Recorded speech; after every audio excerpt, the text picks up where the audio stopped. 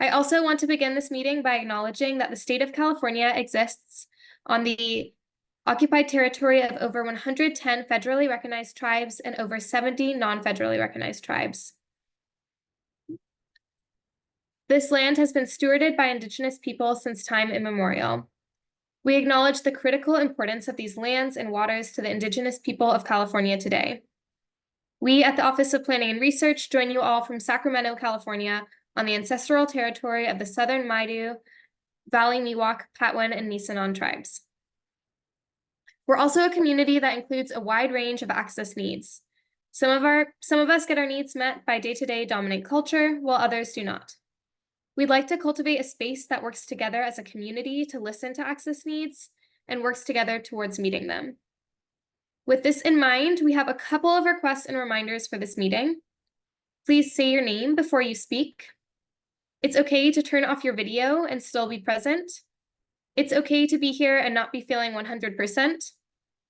Help people on the phone or with visual impairments understand what's happening on video by adding, or the video or the chat, by saying it out loud.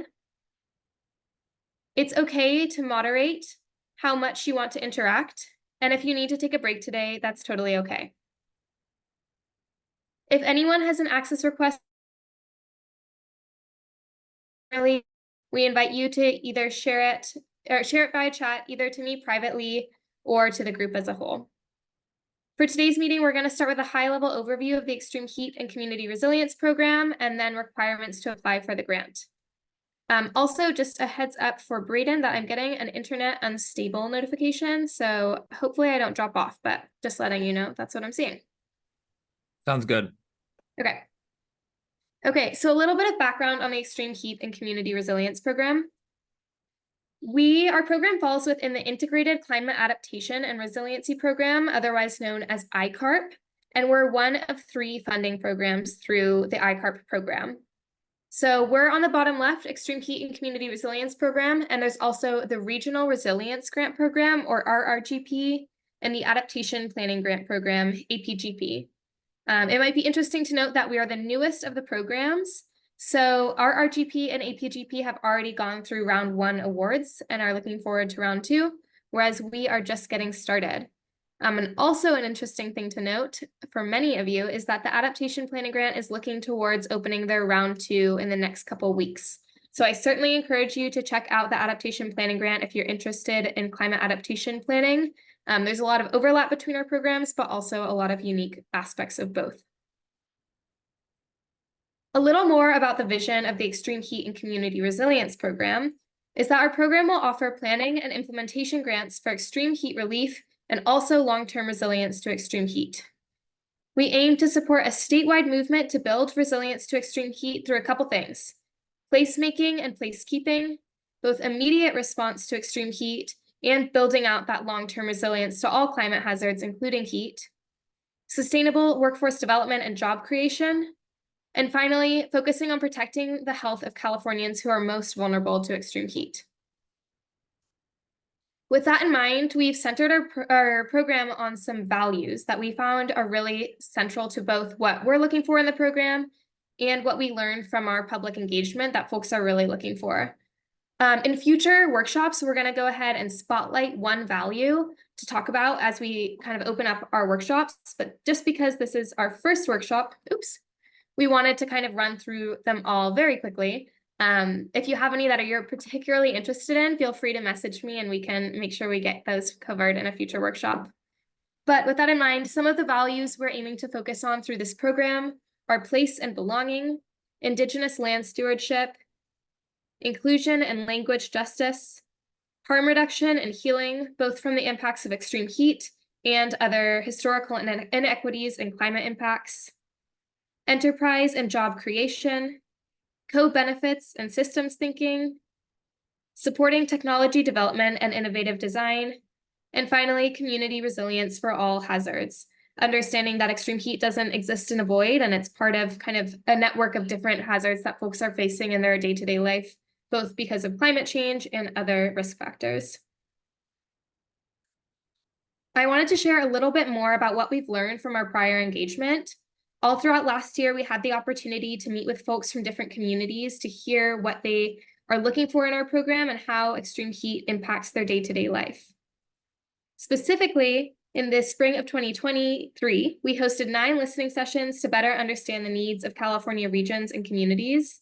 Between these 9 sessions, we received over 800 registrations from individuals. Our listening sessions have been instrumental in shaping our guidelines so far, so I just wanted to share a couple of our key lessons learned. First, on the kind of side of how extreme heat is impacting communities, we first learned that extreme heat impacts people really differently depending on how they're most vulnerable.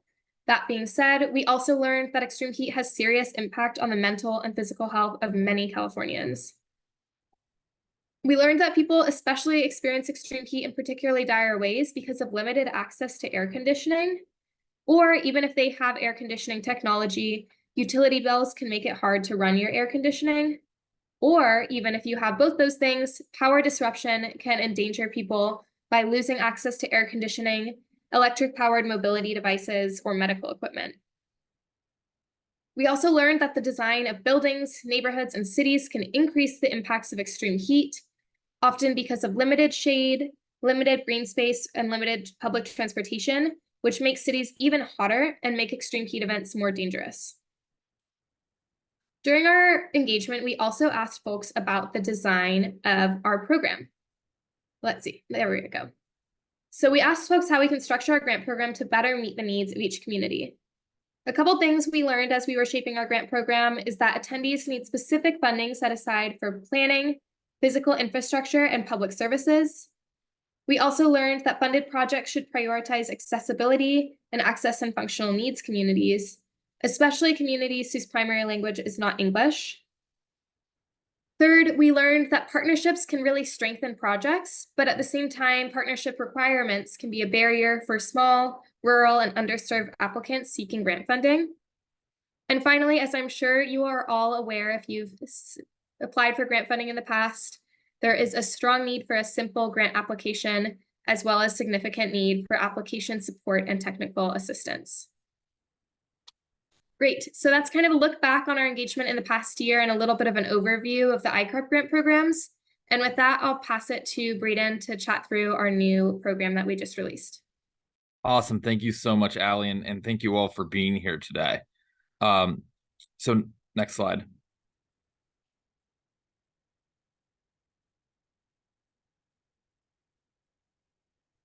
So as Allie said, we've created this program with a lot of listening sessions and a long review period. We got a lot of great feedback from across the state on what the needs were for extreme heat. This really is an unprecedented investment program. To our knowledge, there's not a jurisdiction in the world that has spent this type of direct funding on extreme heat. So we have a tremendous opportunity both to support communities across California, but to really set a tone for what deeper investment in extreme heat resilience and heat relief looks like here with this program. So as we see here, we spent last spring into the summer doing listening sessions across the state. We then drafted the guidelines based on that feedback and had a long public comment period, received a lot of public comments in terms of changing the program. We made edits based on that, and just recently, last week, released the program. The application period is from now until April 23rd. We'll talk more about specific dates at the end of this session. And we anticipate awarding our first awards this summer. Right now, we have funding for this first round, and then we will know more with the May revised budget as to our ability to have a second and or third round of this program. Next slide.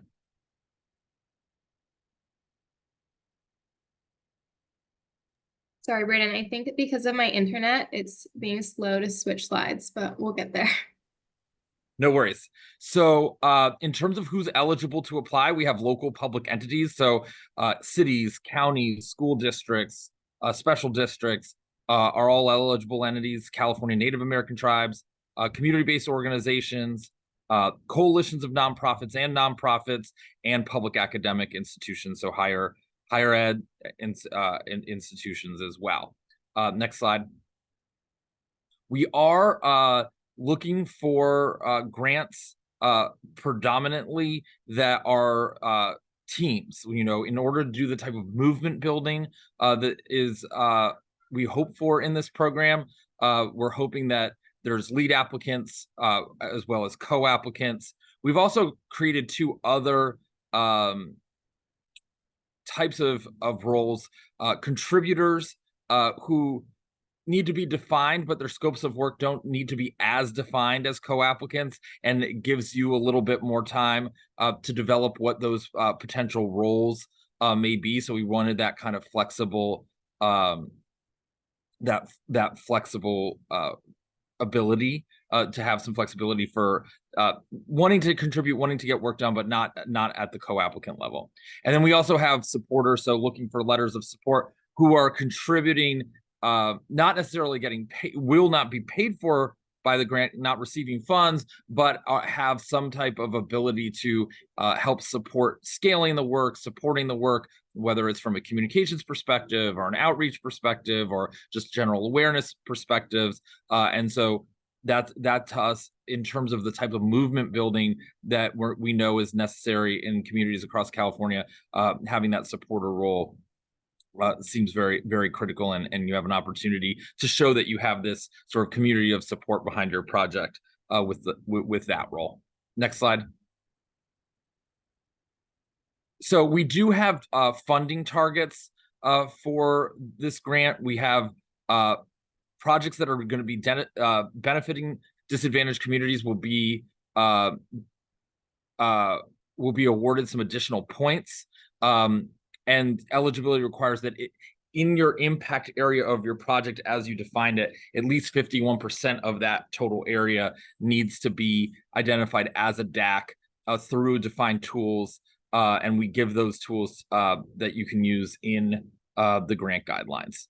And then similarly, California Native American tribes will have the opportunity to have additional points for being tribes in this process. So we are allowing these additional points to help make sure that those projects have an ability to score a little bit higher in the process. But that does not mean that if your target area is not in a DAC, or if you're not a tribe, that you shouldn't apply. It just is trying to help influence who the universe of awardees looks like. And that was very explicitly feedback that we got from a lot of the stakeholders that have been involved in the creation of the program. Next slide. So this is really important. We have 4 different grant categories. This is more grant categories. That's a great question. We'll get to that. We'll get to that at the end when we start doing questions. We have 4 categories in this category. The reason that we've decided to have 4 categories here is because we really heard from communities across California that there needed to be flexibility, that when it comes to extreme heat, that there's a lot of communities that are just getting started. They're not necessarily ready for a $600,000 planning grant, or they're not ready for a large scale implementation grant, and they need to have smaller amounts of money that allow them to get the resilience to extreme heat movement started in their community. So with that in mind, we created a small planning grant in addition to the large planning grant, and then a small implementation grant in addition to the large implementation grant. Next slide. So now I'll walk through the different grant types. So small, just to be clear, for planning grants and implementation grants in this first round, you do not need to have done a planning grant in order to do an implementation grant. And when I get to implementation, I'll talk a little bit more about that. But given that there are a lot of communities that haven't done heat plans yet, we're not expecting implementation projects to have previous heat plans ahead of them. We do ask about other plans or other processes that have led you to be ready for your implementation project, but it's not a requirement that you have a specific plan before you do implementation. So with the small planning grants, this is really the opportunity to get work started in your community. So whether it's community awareness campaigns and that kind of capacity development of training like particular types of staff on resilience to extreme heat and heat relief, whether that's, you know, doing training. Some people are interested in training urban foresters around native trees and low water impact urban forestry in order to better responsibly shade their community. So a lot of different types of capacity development opportunities could be used in a small planning grant capacity. Then there's the pre-planning activities. So like understanding what assets you have in your community that you want to keep cool or you want to use for potential heat relief or shading. Partnership development. So we know that there's, you know, government to community partnerships, government to government partnerships, agents, you know, that there's a lot of opportunity for partnership development that needs to happen before a community is either ready to implement on a large scale or before a community is ready to do a large scale heat plan, that there's an opportunity for initial engagements, initial partnership development, doing a vulnerability assessment. So these are all things that can be done, you know, with these small planning grants. And then there's also the ability to do small grants to get ready for an implementation project. Or to get ready for a new plan. So you can use this planning grant to get you specifically ready for either a larger planning process or an implementation project. So let's say you're really interested in adding cooling features to your park system, or you're really interested in creating a brand new extreme heat home outreach program for people experiencing homelessness. You could use this small planning grant to get you ready for that program implementation, or get you ready for that that infrastructure implementation. Next slide.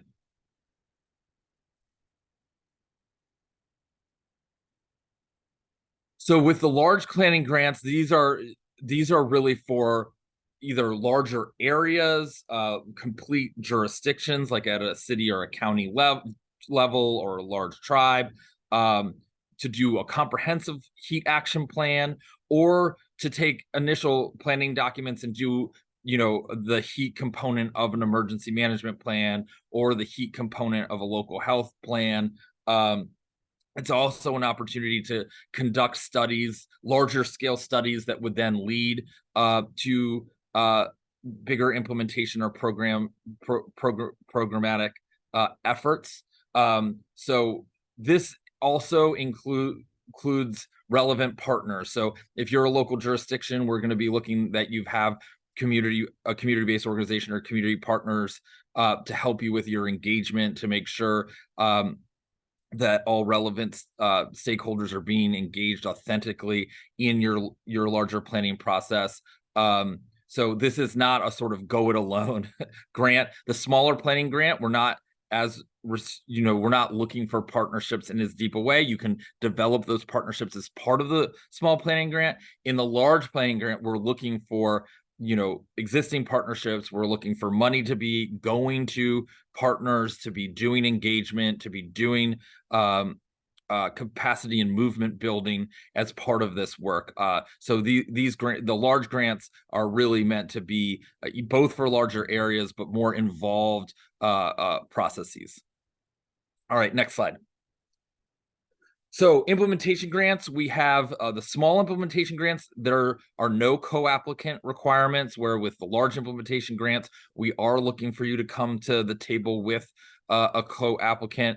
Small implementation grants, we're really thinking about those as either single site. So you want to revamp a single park or a single school site or a single streetscape. Or you're using a single technology, like you want to try to do across your park system a water fountain program, or you are trying to develop a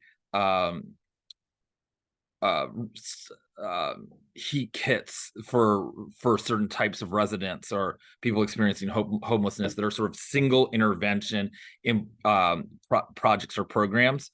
Whereas the large implementation grant, we're really looking for combined infrastructure projects, or we're looking for combining infrastructure projects with other outreach and awareness activities. So they're much much bigger in scale and trying to take multiple interventions into a single project. Next slide. So what we've done here is we've listed some of the types of projects that we could see in implementation. We've organized them based by the 4 tracks in the California Extreme Heat Plan. So track A is building public awareness and notification. So that includes like we've had some California communities host neighborhood events to increase people's understanding of extreme heat and community resilience and how making neighborhood connections. We've seen some really interesting programs educating young people around extreme heat and making sure that young people are now heat ambassadors in their communities. Really interesting opportunities for bringing in artists and culture bearers and creatives into creating awareness around extreme heat and creating extreme heat communications in appropriate languages and modalities to make sure that it's really inclusive messaging. Also really interesting potential projects around youth empowerment. Track B is really around strengthening community response. So that can be supporting heat survival packs, basic first aid training, supporting actual the types of activities that would happen in a community resilience center, different types of environmental monitoring systems, ways that help communities respond to heat waves and really practice excellent heat relief. That's sort of firmly in this track. Next track is our built environment track. So that's more of the physical infrastructure, the use of cool and smart surfaces, shade structures, water fountains, splash pads, thinking about transit shelters, thinking about resilient building codes and resilient design, as well as thinking about residential cooling projects to help folks in their homes. It's something that we've definitely heard a lot about, especially in the rural and tribal contexts. And then track D with nature-based solutions, supporting different types of tree planting activities, cool community gardens, green stormwater pilot projects. So that's projects that are turning the landscape into sponges instead of funnels, really trying to capture any water that does take place to support cooling and vegetation. Really some great examples nationally about that work being done. Tremendous opportunity for that in California. Nature-based solutions, playgrounds and shaded playgrounds, opportunities to think about different ecosystem interventions, whether that's cooling streams or creating cooling areas around agricultural sites for farm workers, lots of opportunities there. We've also heard a lot about the need for maintenance for nature-based solutions. So we've tried to make sure that the funding could be used for the operation and maintenance of urban forests or other types of cool ecosystems work. So this is not exhaustive list. This is just meant to sort of spark ideas. As we do these webinars every week, we'll be bringing in some national examples to show you the type of work that's being done in each of these 3 areas or 4 areas to help with transformations in the built environment, as well as best practices in community resilience and heat relief. And we're hoping that this grant helps spur more widespread deployment of these types of activities and other ones that you come up with, and that we help create a community, help further support a community of practice around extreme heat resilience and heat relief. Next slide. So now I'll hand it back over to Allie for the application process. Great, thanks, Braden. I hope we've left you feeling inspired and that you're still with us. I know there's a lot of information here, but we're really excited about our program, and I want to give you some more information about if you've heard this presentation and you're feeling really excited about how you can apply. Okay, so I know that Braden gave you a timeline at the beginning, but now we're going to dive in a little closer to what's happening right now.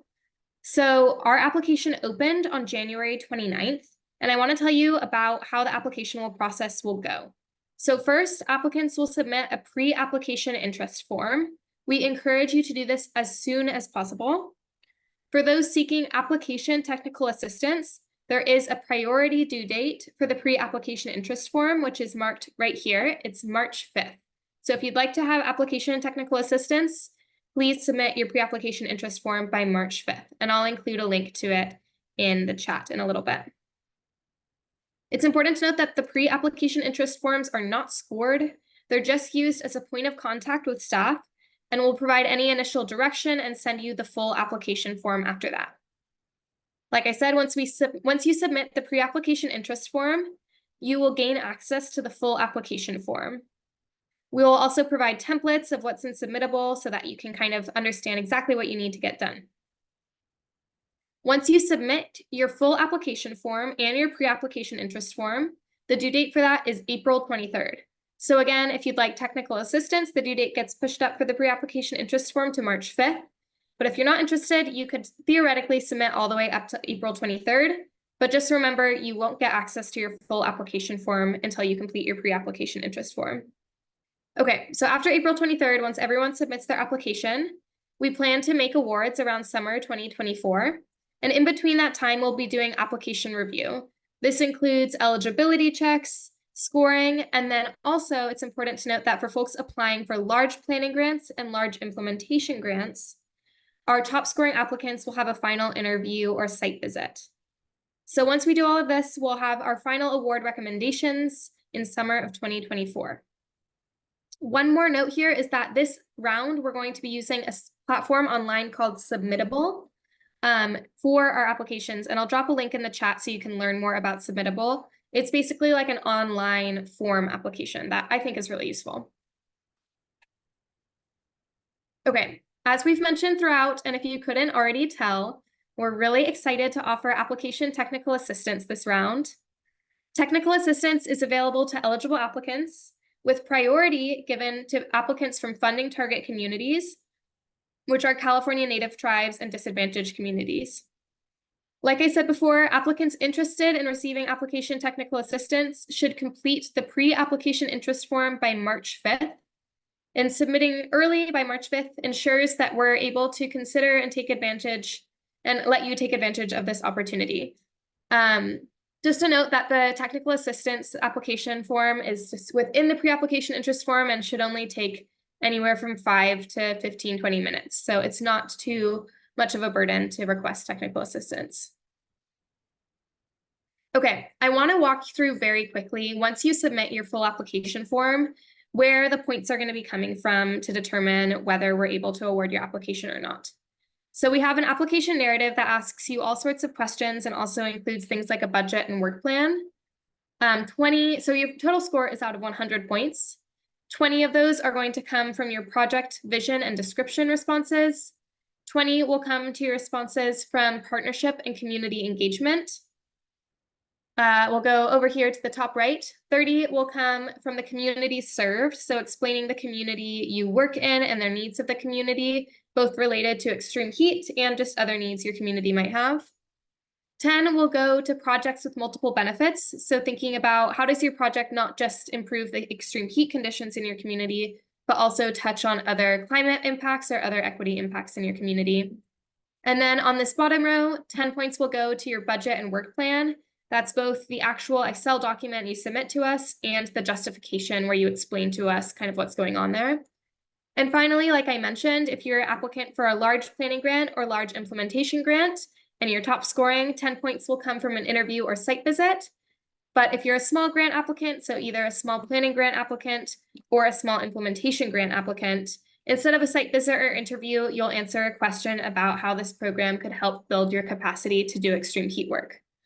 So all of that adds up to 100 points, which is how we'll find our top scoring applicants. And I just wanted to give you a quick example of what this looks like. So we have kind of, as you'll see in our application, a couple questions that we're asking that are broken out into smaller point categories. So for an example, in our project description category, so over here we have 20 points, project vision and description. Here's our project description question. We give you 300 words and say, provide a comprehensive overview of the project by clearly describing the key steps and deliverables. And then once you submit an answer to us, we'll hand it to our reviewers who are just members of different state agencies with expertise on the topic. And we'll ask them back the question about your response that says, how clear is the description of the project's key steps and deliverables? And to what extent does it provide a comprehensive overview of the project? So basically the same question, but just reworded for our reviewer. And then I will not bore you by reading this, but just so you understand how it works, we'll ask them this question and then either give you a high score, so 6 to 7 points, a medium score, or a low score. And we provide criteria for what a high, medium, and low score is for our reviewers. And we build this out for every single question that leads up to 100 points, and it's all within our final guidelines. So if you'd like to see exactly where your scores will be coming from, definitely check out our final guidelines. Okay, and with that, I'll pass it back to Braden to facilitate question and comment. We have quite some time, so no rush there. Awesome. Thank you so much, Allie. Wonderful job in describing the scoring process, and really appreciate your help there. So yeah, so what we'll do here is ask that you, if possible, put any questions that you have in the question and answer function here in Zoom.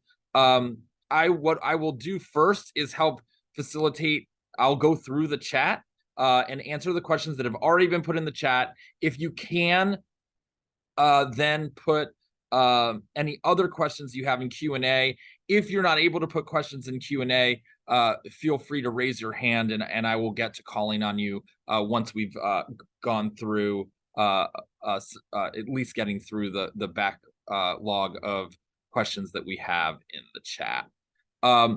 So for first question here in the chat, will technical when will work allowed to be started? So we will award in the summer. We will go through a contracting process in the fall. So really to safely like a January 1st start date of your actual program. And then the programs you have an option of either having a 24-month process or a 30-month process for your grant. And pre-award costs, to my understanding, are not eligible. It's really once the official project starts. Then thank you for that question. Then to Heidi's question, I already answered it somewhat. You do not need to have an extreme heat plan in order to access implementation funding. We do have a question with it. We do have an area within the questions around your project to understand what preceding work is and how your project aligns either to existing plans you have or to the California Heat Action Plan or other plans. So we are looking for some level of plan alignment, but it doesn't need to be specifically aligned to a specific extreme heat plan.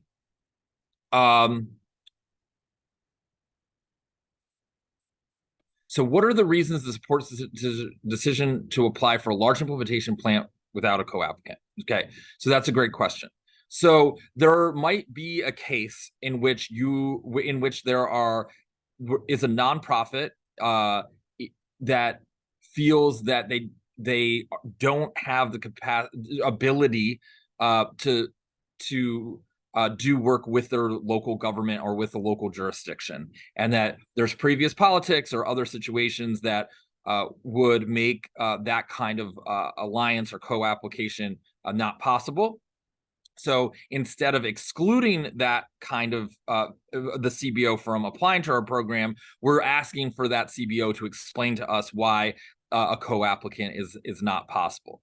Reversely, there might be a local jurisdiction where there isn't a large civil society or an opportunity to have a community-based organization that's an appropriate fit to do that work. And so then there is an opportunity to justify why a local government wouldn't have a co-applicant.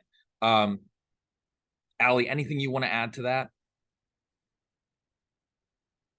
Yeah, I think you did a great job. And just to note, we definitely prefer for large grant applicants that they either a CBO partners with a local government or vice versa.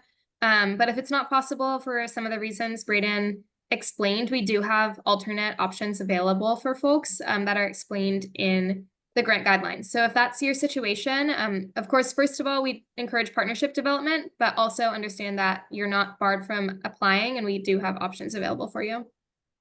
Yep. And then to Marina's question, work allowing to start Jan 1 of 2025 is probably the most responsible way to set out your projects, given that the contracting process and onboarding process will take a little bit of time.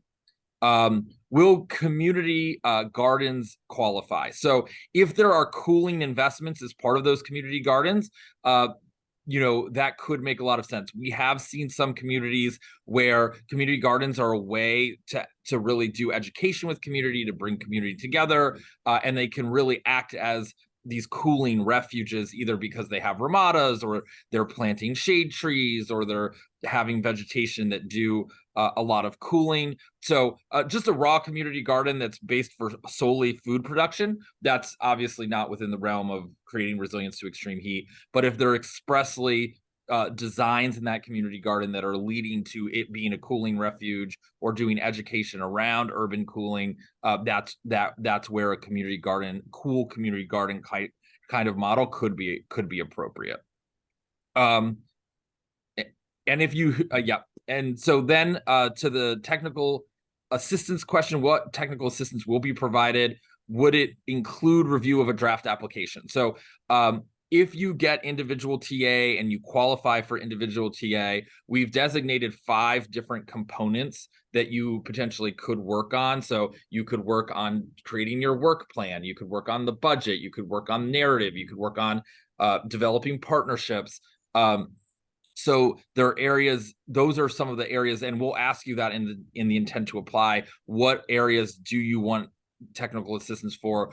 If you qualify for technical assistance, you'll have an onboarding process with the third-party vendor Civics, and they'll help figure out which specific technical assistance you're in most need of. And then there'll be an assessment of what your time availability is, and how much availability we have for grantees. But as part of that, reviewing narrative could be part of that technical assistance and getting support with the review of narratives. Great. Let's go to Brenna. Can we go back to the large planning grant slide, Allie? Yes, it might take me a moment to grab it, but I'll. So I'm going to answer the next question, and then Brenna, I want you to make sure you have an opportunity to ask us any additional questions on the large planning grant slide if you need some additional help with that. And then, does the application require pictures of the proposed project, either existing, current, or proposed? We do not currently require images. Now, as Allie said, if it's a large implementation project or a large planning project, we'll be doing either interviews or insight visits. And in that case, if you're doing a large planning project, that means we will need to visually ID the area and know be able to see where we're making millions of dollars of investment. So not required to put images in the application, but certainly, if you move along in the process, we're going to want to see both plans and the current state of projects for those large implementation grants. All right, now we're getting back to the large planning grant. Brian, was there anything in particular that you wanted us to walk through or talk about here?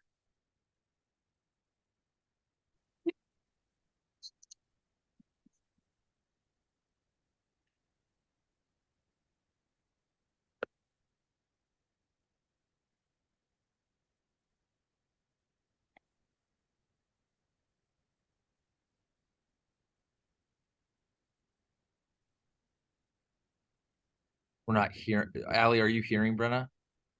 No, just notes. Okay, there you go.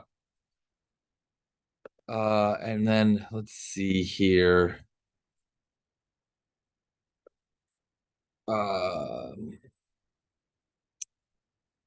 a large implementation grant to build a new facility like a cooling center? Are you looking to avoid building buildings? So because of the grant size, that we're dealing with, and the limited number of large implementation grants that we will have in this first round, we are likely not building complete new CIP projects with this funding.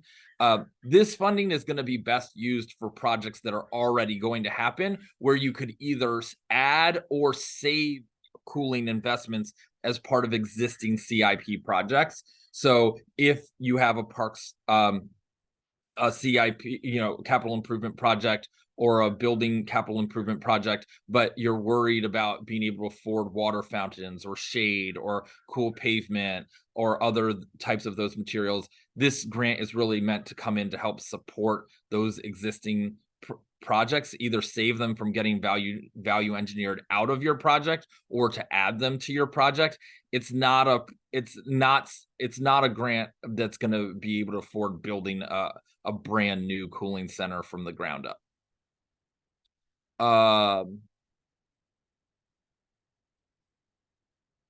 Would mobile cooling units qualify for small or large implementation grants, not in the ground, but mobile center on wheels? Yeah, so there are examples of mobile cooling units that have started to get used. I know that from my experience in Arizona. You could use either the small or large implementation grants. I know in the city I worked with, there was a small implementation. There was a mobile cooling unit that was done for $75,000 or $100,000, and that would certainly qualify in the small implementation grant. So that would be, as far as I'm concerned, an eligible activity for the small implementation grant. If you were doing a whole network of them, or if you were doing a network of them with an awareness campaign and maybe even staffing them, then that would probably qualify, and put you into the large implementation category. School district is lead applicant, absolutely. So then a school district could have a co-applicant be either a local public health agency. It could be a community-based organization to help with outreach or parent support. It could be a nonprofit that specializes in particular types of training or infrastructure work.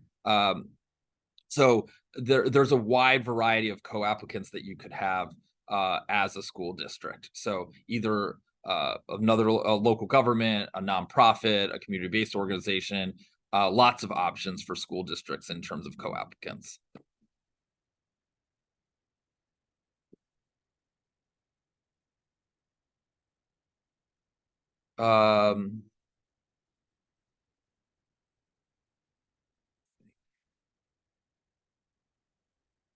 Can we address the teams question again? So can we go back? Can you cue that up to go back to the team slide? Yeah, let me pull it up. And I think I saw it was in the Q&A as well, and I just answered it moments ago, so it should be in the answered section.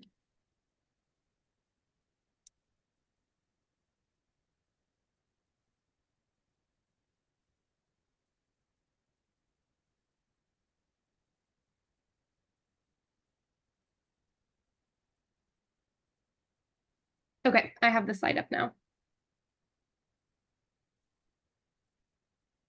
Yeah, and then to go back to that question that we see, Allie just wrote, it was a good question that was like, what's the difference between co-applicant and contributor?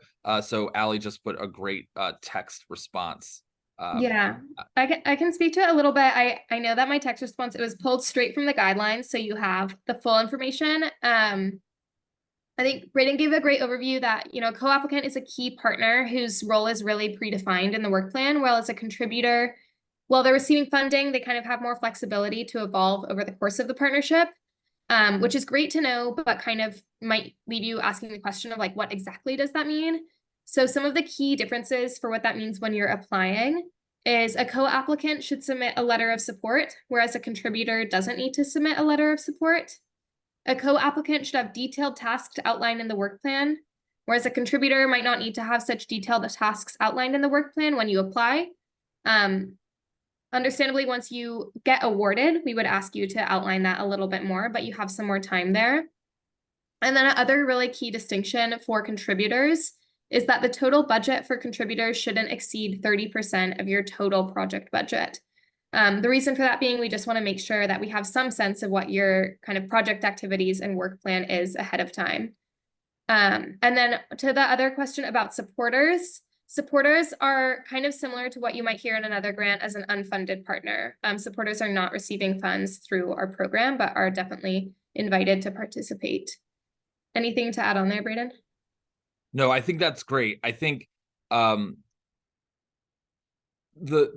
just to add to the role of the contributor, you may have a contributor that you are really excited to work with and you think might provide a really great opportunity to be involved in the project, but until the project matures a little bit more, you don't know exactly what that looks like yet. So for instance, maybe there's a nonprofit that specializes in racial equity healing and helping support racial equity. And because you know that you have a lot of BIPOC residents in your jurisdiction that are being unduly affected by heat, that you will need to have some type of social work or racial equity component to your project, but you don't know exactly what that's going to look like, you could add a nonprofit or contractor that is able to do that work and has some amount of budget to do that work, but because you're not exactly sure to what extent it fits in the work plan yet, they're not ready to be a co-applicant. So it allows you to have them as a funded contributor on the project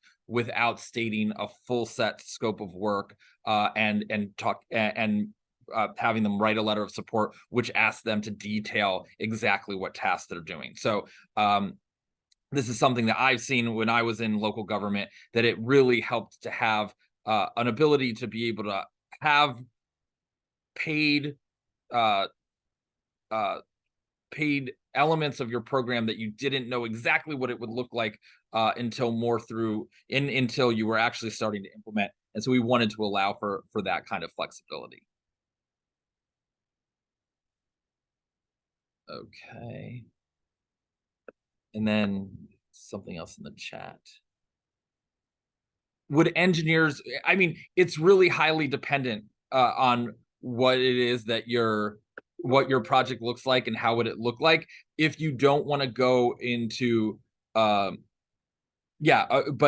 engineers or other types of contracted services that you don't want to have be co-applicants could be considered contributors. Braden, could you clarify the question that you're answering? Oh, would engineers be considered contributors? Okay, great. Thank you.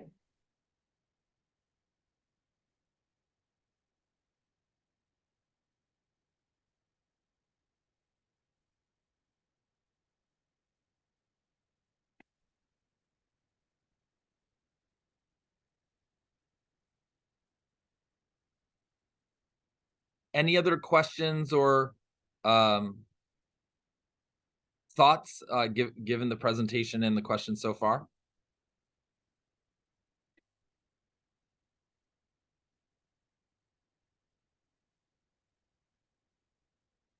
I see there's some additional questions in the Q&A. Yep, and you've been answering them in the chat so far. Are there any that we haven't answered yet via text?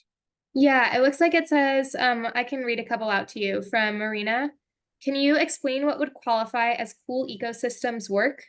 Are cool water refugios eligible that benefit threatened? Okay. Are cool water that benefit threatened and endangered aquatic and riparian species eligible?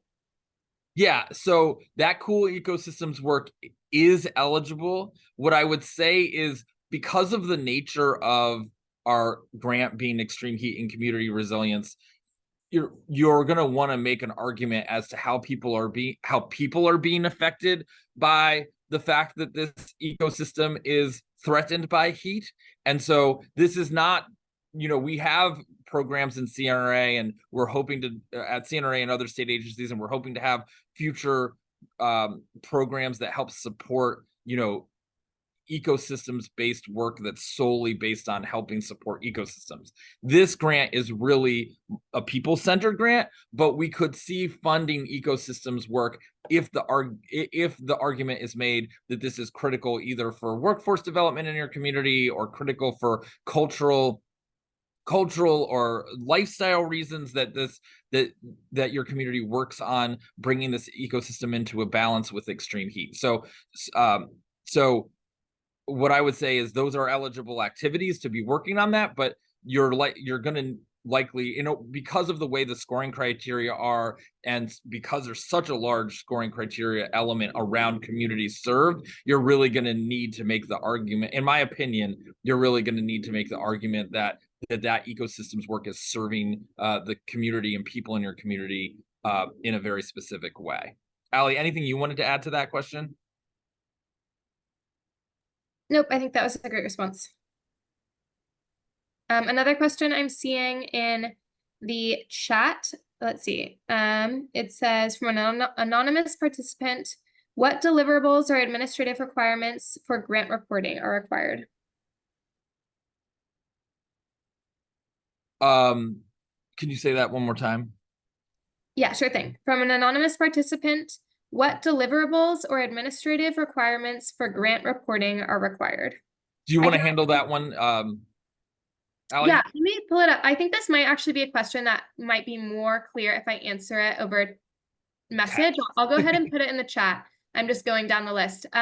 We have a couple requirements for folks. I will put it in. They mostly include, in terms of reporting, is quarterly small responses, about a page or two, to our team, and then less frequently check-ins with the project team to see how you're doing. But I'll go ahead and drop the exact requirements into the chat. We've tried to make sure that the requirements are not, are not too onerous. We do want to be in dialogue with you about your project and aware of the progress that's being made, but we're not asking you to hand over reams and reams of paper. We're hoping to have regular quarterly bullet points that update us on how you're doing, and then different types of projects will need different types of support. So we're certainly aware that some of the more complex planning projects might need a little additional support. We do plan on having on contract TA support to help with some amount of monitoring and evaluation of projects, and to help support some community engagement and project management support, to be able to have some support for you to look at your project management plan, to assess what challenges are arising and how to handle some of those challenges. So between both our program staff and the TA the grantee TA provider that we plan on bringing on, we do hope that we have support for you in that.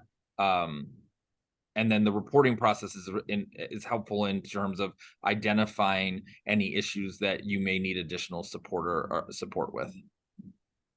Great. Tony asks, are funds accessed through draw, or are funds awarded in full to organizations?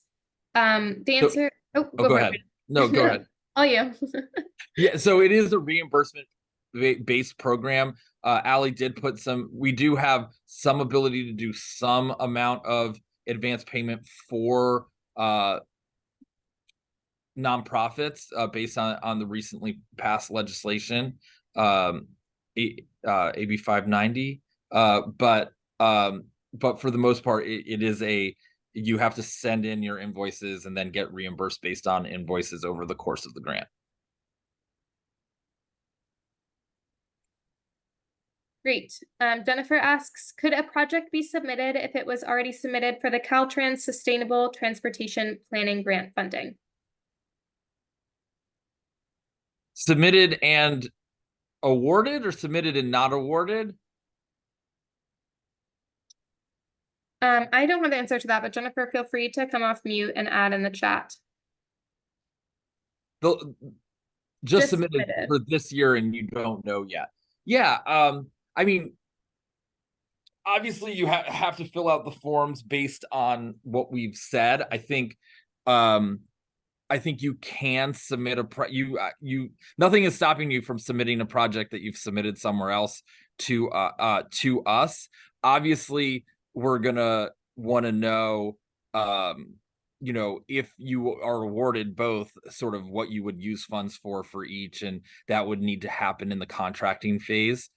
So certainly we don't want to, there'll be some contracting issues if you found another source of funding for that work that you no longer need our funding for. So there are some some potential challenges that would have to be worked out in the contracting process. But we don't have anything in our grant guidelines that says that because you've applied for other funding that you're then ineligible for our funding. Allie, anything you want to add there? Yeah, I think that's a great response. I think the only addition there is I know that some grants have been making great strides and allowing you just to submit your same application to us. Unfortunately, we're not there yet, so you would still need to complete our application questions and conform with our kind of application rules. But definitely, yeah, understand where you're coming from.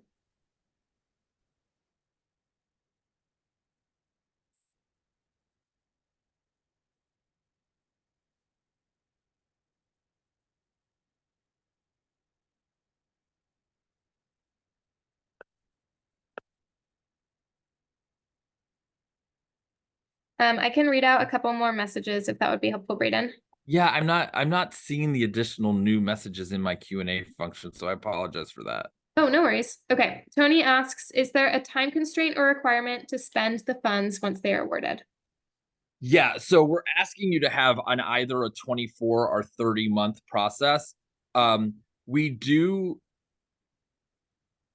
if you think that you will have operation maintenance costs or certain types of costs that will go beyond 30 months, there is an ability to let us know that and for us to try to work out a solution in the contracting phase. But we will have a we do have a liquidation date for this program, so we have to have all funding completely, all invoices taken in by, at this point right now, Q1 2028. Some of that might change to Q1 2029, but we're not, that's subject to change. So really, we're hoping that you complete all invoices by if it's a 30-month project, by those 30 months, and then we'll be looking at potentials for extension on a case-by-case basis in the contracting period. But in terms of what you submit to us as your project, we're hoping that you are able to expend all funds within those 24 to 30-month periods. Great. An anonymous participant asks, can Track B implementation funds pay for solar panels that feed batteries for cooling centers or resilience hubs? So yeah. I mean, I don't want you to think about the funds being from any particular track. The funds would be from a large implementation grant. You can fund any of the 4 activities from 4 tracks for those implementation grants. Backup battery, sort of what they call nano grid, where you would have solar panels and potentially a battery that feed a particular use to help with cooling would be an eligible activity.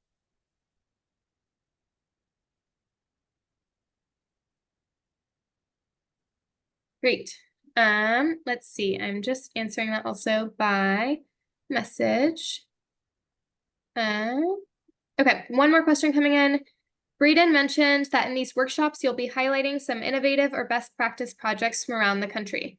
Will we be hearing any of these projects today? Oh, no, I'm not in detail today. Some of the projects we plan on highlighting are some of the extreme heat planning and cool pavement work in San Antonio. There's really been some very strong, both local and district heat planning in Washington, D.C., and they've agreed to come present. There's been some really interesting regenerative green stormwater infrastructure and urban forestry work happening around the country, but being based out of Boulder, Colorado, and they've agreed to come present. So, and then some really interesting green stormwater work in Tucson, Arizona, and then the heat resilience program at the city of Phoenix has agreed to present. So some really exciting programs from around the country, but they will be coming one at a time over the course of the next 6 to 8 weeks. Yeah, okay. I'm seeing another question. I'm wondering about in-home cooling. For example, would portable heat pumps for renters in DACs be an eligible activity? I can take a first pass at it and then go to you, Braden. Yep. It's mostly yes. So one of our eligible activities is creation and distribution of home energy savings and cooling toolkits with items including filters, light bulbs, fans, or blackout shades. So yes, we can provide resources to people in their homes. One place to kind of keep in mind ahead of time is that for more permanent infrastructure, folks will need to provide a demonstration of site control if they were awarded. So it can become a little trickier with that more permanent infrastructure, but the short answer is yes. How does that sound to you, Braden? Yep. Good job. Great. Okay, let's see. I'm seeing a question from Monica. Can there be a program to allow communities to apply for permits to implement extreme heat and community resilience projects where they live? Apply for permits? So the funding would go for permits that would then allow them to do like cool roofs or other types of interventions in their homes? Monica, if you want to come off mute or add more in the chat, it'd be great to have additional information there. Yeah, can you hear me? Yes. Okay, sorry. Yeah, like for example, let's say you've got a lot of disadvantaged folks in the community who don't have the resources to implement, solar panels or air conditioning or cooling facilities where they live, but they want to do it in their homes. Could we provide a program where through community partners perhaps to help them, and also where they could basically apply for permits to do work on their properties, and also maybe utilize assistance from community partners, or that where there would be funding to help people help them do that work. Is there a way to help the community directly that way?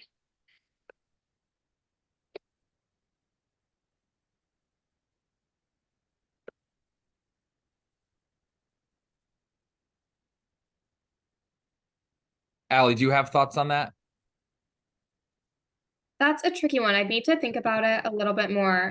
Maybe if you send us an email. I'm so sorry that I can't give you an answer right That's now. okay. I didn't mean to stump everybody, but it just crossed my mind that, if you have a lot of disenfranchised or disadvantaged folks in a community, and they have a lot of need to perhaps make their properties more resilient for extreme heat, whether it be insulation, whether it be air conditioning or swamp coolers or things like that, or solar panels or solar systems to help them, that where a program could be set up where they could apply for a certain pool of money and work with community-based organizations or others who would help support them getting those improvements where they live, so that in fact they're not going to be sweltering in their homes, if this is assuming they have homes or wherever they live.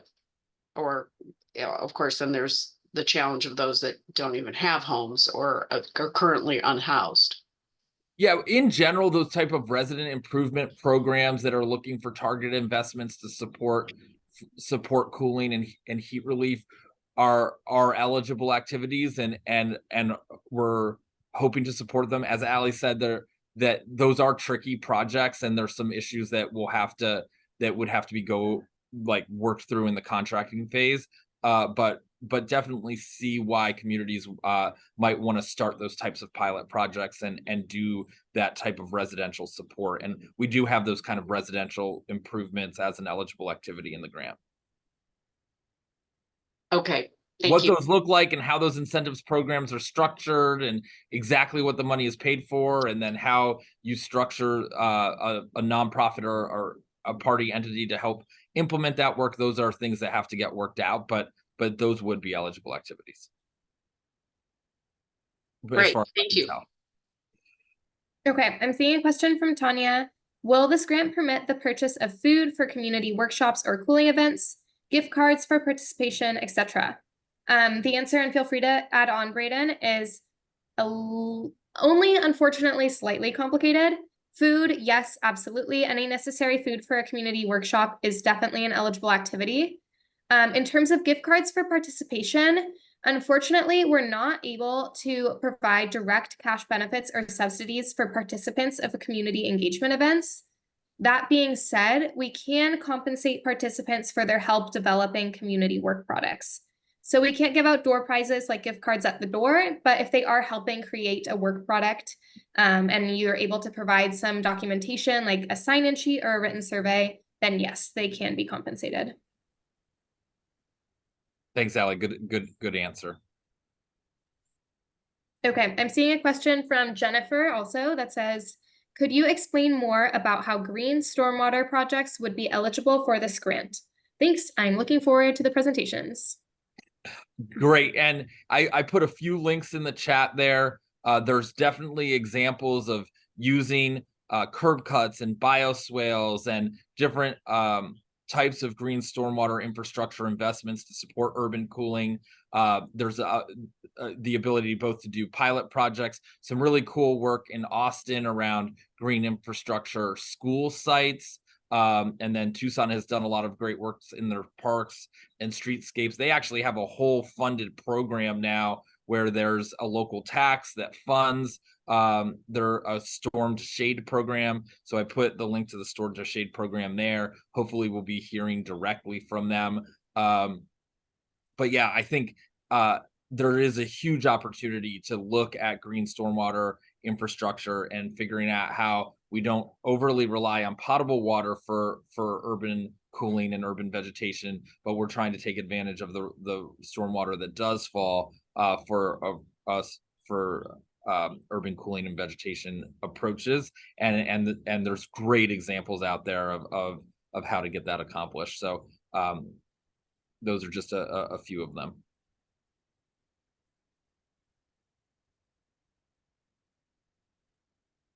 Great. I'm seeing now. Let's see if there's anything else coming in. Okay, one more question that I see right here from Anna. Will educational outreach about extreme heat is a cost that the grant contemplates? I think Anna might be asking, is educational outreach about extreme heat an eligible cost? And the answer is absolutely. And so, awareness campaigns, education campaigns, thinking about how you do that for particular targeted communities, whether that's farm workers, older adults, in school settings, in particular professions like delivery drivers, thinking about what types of employees then see a lot of people. So I've heard about ideas around convenience store workers being trained in extreme heat, and gas station workers being trained in extreme heat, since so many people that are hot end up in a convenience store or end up at a gas station. So there's a lot of different ways to do awareness building and training and communications around extreme heat in a lot of different contexts. And I'm sure we haven't contemplated all of them, but those are certainly eligible activities. And a thing to understand is we're really hopeful, and we've tried to design some flexibility that even if you're doing an infrastructure project, that you can be spending funds on really using that infrastructure project as a basis to talk about extreme heat, to do extreme heat communications and awareness development. So yeah, we're heavily encouraging planning projects to have a communications an awareness element, as well as the infrastructure projects. I think that it's a really important component of this work is to have those education elements when possible. Okay, I think that the Q&A is starting to die down, but I see one more question in the Q&A from Tanya. Tanya asks, this might sound like a funny question, but are there any projects that OPR is excited to fund and would like to fund as a part of this grant program? That's certainly not a question we can answer. We're first of all, Allie and I are not making these decisions, right? These decisions are going to be made. The scoring criteria are made. The scores are going to be developed by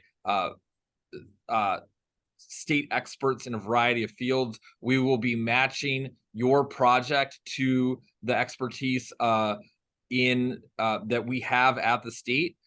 So there's no sort of intentional project that we might have personal feelings about that, but personal feelings are not in the scoring criteria. So the scoring criteria are very clear on what we're expecting these state experts to be scoring and how they're supposed to be scoring, and they'll be scoring projects based on that scoring criteria. So OPR does not have specific projects it's planning to fund. Obviously, we've written the grant guidelines to help encourage projects in those 4 track areas of the extreme heat plan, but we're open to hearing others, and we're open to hearing anything that falls within eligible activities, and anything that aligns with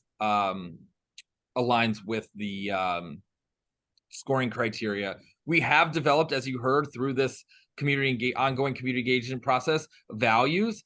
It's great if your project is aligned to 1 or 2 or more of the values that we've already been hearing from Californians across the state. But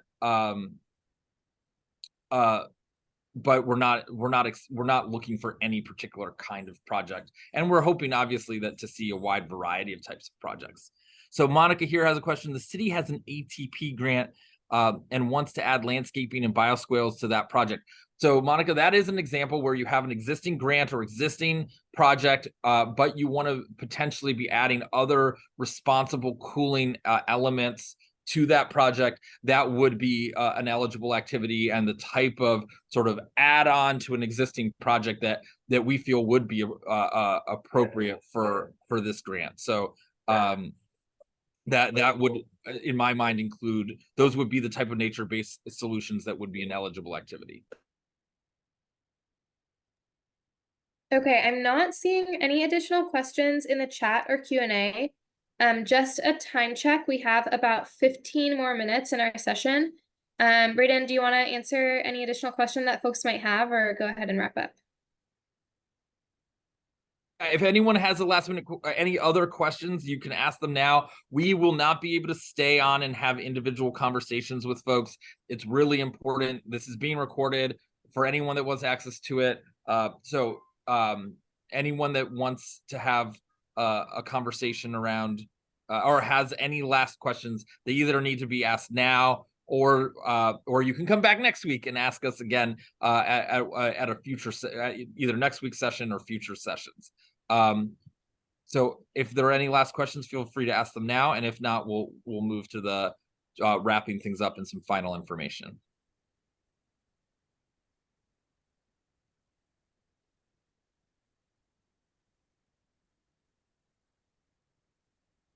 Okay, I'm seeing something in the Q&A from an anonymous participant. Can the funding be used for administrative costs? For example, if a CBO needs to hire staff to help? So I'll start and then you can fill in, Allie. Sure. So staffing is an eligible activity. If you need staff in order to pilot a project or pilot a program, you can use staff dollars.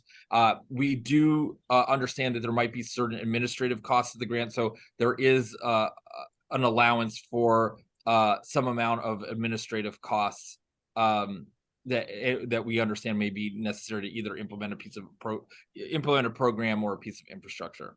Allie, and then we have specific language on that in the grant guidelines as well. Yeah, I think that was a great response to add on. If you need to hire staff to help with the grant project, that is absolutely an eligible activity. To the first part of your question about administrative costs, we have a section, let's see, I can tell you right where it is, on page 46 of our grant guidelines, called indirect administrative costs, which are limited to 20% of your total grant funding. Indirect administrative costs include anything from staffing that's kind of important for your project, like administrative, legal, or executive staff, as well as anything from workers' comp to clerical support, housekeeping, or janitorial support.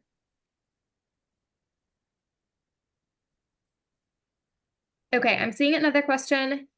Can you disperse funds directly to a co-lead CBO applicant?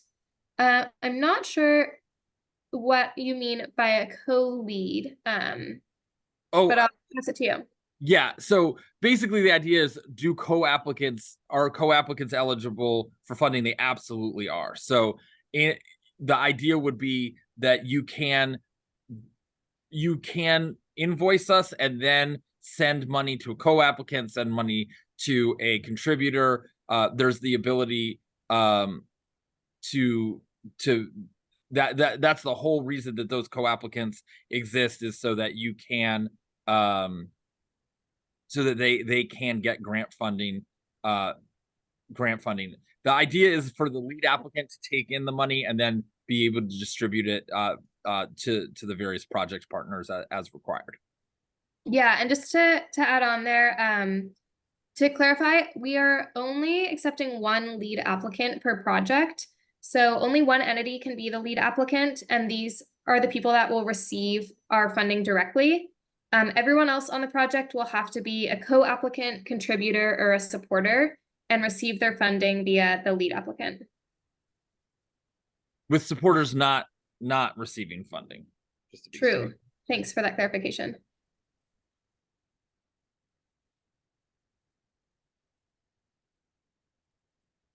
Okay, I'll give it about 1 more minute for any other questions. Also, feel free to come off mute and share your question verbally. So, then we can- and to answer that last question, sorry, Allie, to answer that last question, 2 CBOs can apply together, but one CBO would need to be the lead applicant and another CBO would need to be the co-applicant, be a co-applicant or contributor. We would still be hoping that if there was a CBO led application, that you were looking for a local government co-applicant where possible, and more than 2 CBOs. We've definitely heard and seen about ideas of where there's a network of CBOs that are getting supported, where money is getting distributed to a variety of CBOs that meet different needs. So for instance, you could be doing a countywide emergency management plan, and you had one CBO that specialized in supporting people experiencing homelessness, and you had 3 CBOs that were in different neighborhood areas, and another CBO that was particularly working with older adults. So you can definitely have, we're definitely hoping that a lot of these projects are more than just one community-based organization, depending on the community and depending on where appropriate.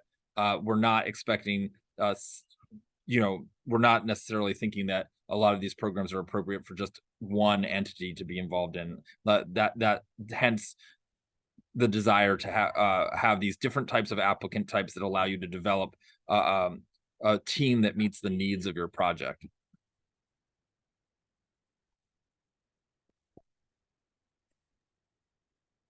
Okay, I'm seeing another question. Are only co-applicants able to receive funds from a lead applicant? What if a CBO identified after the application? Okay, what if a CBO is identified after the application? Could we still fund them?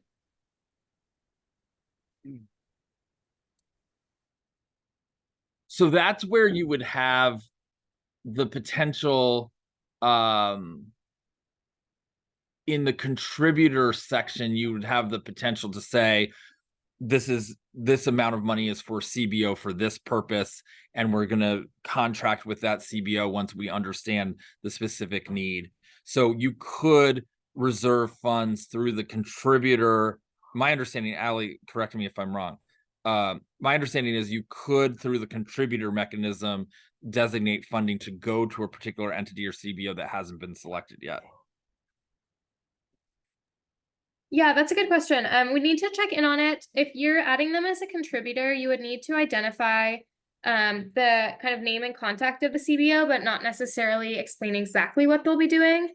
I could imagine you might also be able to add folks on as a contractor after the awarding process. But if you shoot us an email, we might be able to give you a more concrete response there. Yep, good point, Allie.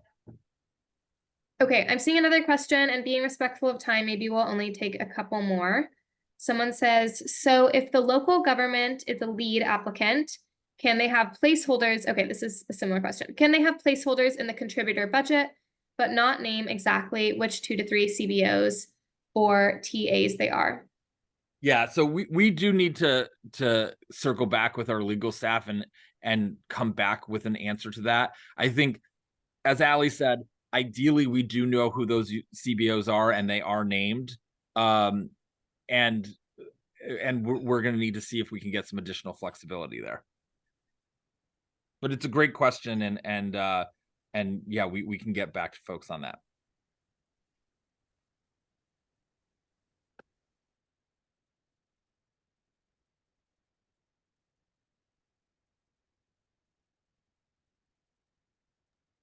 Allie, how are we doing? Good. I'm not seeing any additional questions, and we have about 8 minutes left in this session. So maybe we can go ahead and wrap up. Yep, let's do it. Okay, let me share my screen again. Let's see.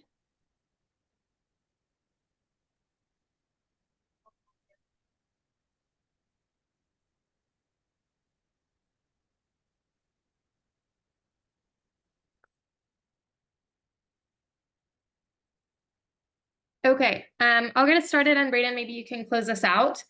Thank you all so much for coming to our first session. As you might have been able to tell, we're still getting our sea legs a little bit. This is our first session of the application period, but we're going to be having workshops every single week until the application is due on April 23rd. Next week, we're going to be doing kind of more of the same as an introduction to the program, a broad overview with the same presentation, and then a free-form Q&A. And then starting after that, we'll be having topical presentations about examples across the country of extreme heat projects. We'll also still have an opportunity for Q&A in those sessions. So certainly, if you liked it today, come back for another workshop. And maybe if you didn't like it today, still come back for another workshop because things will be changing. Feel free to contact Brayden and I directly, and also certainly encourage you to sign up for our listserv. You can use the QR code on the screen, and I'll also put in the chat a link, or actually I already did put a chat in the link. I did put a link in the chat to our listserv. And as a reminder, the next step for you in the application process, besides signing up for our listserv, is to complete the pre-application interest form. There's a link to that in the chat. If you'd like to request TA, please submit that pre-application interest form before March 5th. Otherwise, you have up until the application due date on the 23rd. And the question, if we're already signed up from the listserv, do we need to still sign up? Nope. Once you're receiving our emails, you're good to go. Okay, Brayden, I'll pass to you to close out. Just a huge thank you for all of you being here today and being in this dialogue with us. There's a lot of important work to do to build resilience to extreme heat across the state of California, and we need all of us thinking creatively about this. We certainly are excited to have this unprecedented opportunity to invest in heat relief and resilience to extreme heat, and appreciate your thoughts, your questions, your engagement. And look forward to continuing to stay in dialogue with you, and really excited to see your ideas come April. So thank you. And don't hesitate, if you have any feedback for us, feel free to send us an email. It's great to hear that the folks are interested in these national examples. This is not something we've done at OPR before, to have these national example webinars. So we are putting quite a bit of time in our relationships with folks at stake in developing those. So it's great to get that feedback, and really appreciate hopefully seeing you again as we continue this ongoing dialogue and help you support you with your application ideas. So thanks so much, and looking forward to seeing you all again.